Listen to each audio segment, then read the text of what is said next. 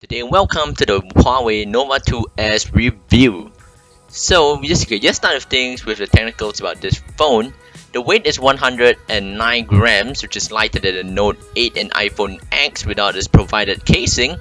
There's 4 cameras, as 3 is never enough like the other phones they have out there. Okay, the selfie cam has one 20 megapixel and one 1.2 megapixel, and the 20 megapixel camera has a f2.0 range. The rear camera of this phone is 2 cameras, which one of them is the rear cameras on this phone is a 20 megapixel and a 16 megapixel monochrome sensor, which are both on f1.8 aperture. For the videos that the rear camera can take, it is 4K 30 frames per second and 1080p 60 frames per second, which is really nice when you're trying to do slow-mos. There's 4 specs.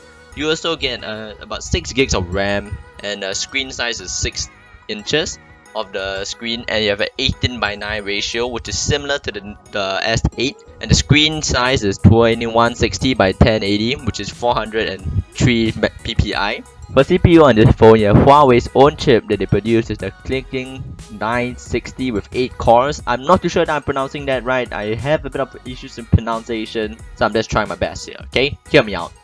And also, it comes with 64 gigs of storage, which can be expandable with SD card up to 128 gigabytes. A battery of 3340 milliamps. It can last almost 2 days, but that's with normal usage like browsing Instagram and not playing games. If you are playing games, it can last 1 day, but you come back home with about like 30% to 20% if you charge the phone last night. It has fast charging at 9 volts 2 amps, which is similar to what the Galaxies or Samsung actually charge at, but their chargers are not compatible. Because I tried it before, it will only normal charge because the chargers for the Galaxies are at 9 volts at 1.9 amps, so not the same. The speakers, unfortunately for this phone, is palm speaker, which is around your palm there at the bottom of the phone. I wish it has stereo speakers at the front, but so the speakers are right at the bottom next to the Type-C port that you have at the bottom of the phone. For SD card slot and your data card, you have it at the side of the phone where there's no buttons at all. At one side, and over on the opposite side, you have power and volume buttons. Right at the top of the phone, you have a mic that's dedicated for noise cancellation when you use your earphones. And this phone is running Android 8.0. I'm really not too sure whether it's upgradable to Android P, which is coming soon, as there isn't really much things about this phone online because it's made in China and it's only a China ROM too. Gotta take note of that, so you have to do a bit of jailbreaking, quote-unquote jailbreaking things, but it's really simple. I just install one app and I'll get the APK of Google Play Store on it, and everything was working. I can't tell if this is Corning Gorilla Glass 5, as I don't really have a scratch tester and I don't feel like scratching my first brand new phone with scratches. I mean, like filling it with scratches like jerry-rig everything does. I'm hoping if I can find what type of screen is this, because at the moment I'm using the casing that they come with provided with the phone. It also comes with a provided plastic screen protector. This I think is plastic because I haven't broken it yet, but I find scratches on it, so I suspect it's plastic. Don't take me 100% for that. So now it's going to more like the using it. I find this phone as my daily driver every day. Really good, it's really fast, it's really nice for gaming. If you're like playing, I just play small car games. I played the newest Clash Royale game, Brawl Stars. It's not bad, this phone handles it quite well. It handles 3D games also very well. The operating system on this phone is bloated, it filled with bloatware for a while, but then you can delete a few and it's really snappy, really fast. I wish it could come with better notes for the notepad because it's a bit limited. But other than that, it's really snappy operating system. It doesn't really lag very much because of the 8 of the 6 gigs of RAM it has. And yeah, so now let's talk about the camera quality over here. So I'm gonna show you guys some sample photos of the bokeh effect. Okay, the bokeh effect works really well for both cameras. The beauty mode is good, but I would like it if they could maybe fine-tune that a bit when a bit of a software changes soon. You could quick launch the camera also by pressing the volume buttons twice, but then the sad thing is it doesn't work when you're playing music because it just decreases the audio of the music. Then also the camera also comes with live picture, which is something like Apple's features. I must say there might be a rip off because some Chinese brands of phones really like to rip off of Apple. There's also this variable the wide aperture and portrait. Other than that, there's also AR lens, so you can mess around a bit having bunny ears on your head, but I won't really play with that very much. What I really like about most is the bokeh. You gotta know bokeh is great, and yeah, it's using Type-C also, so that means OTG support. And you also can plug in other devices also, like a USB port they can plug into the phone where you can read USB devices, which is really good.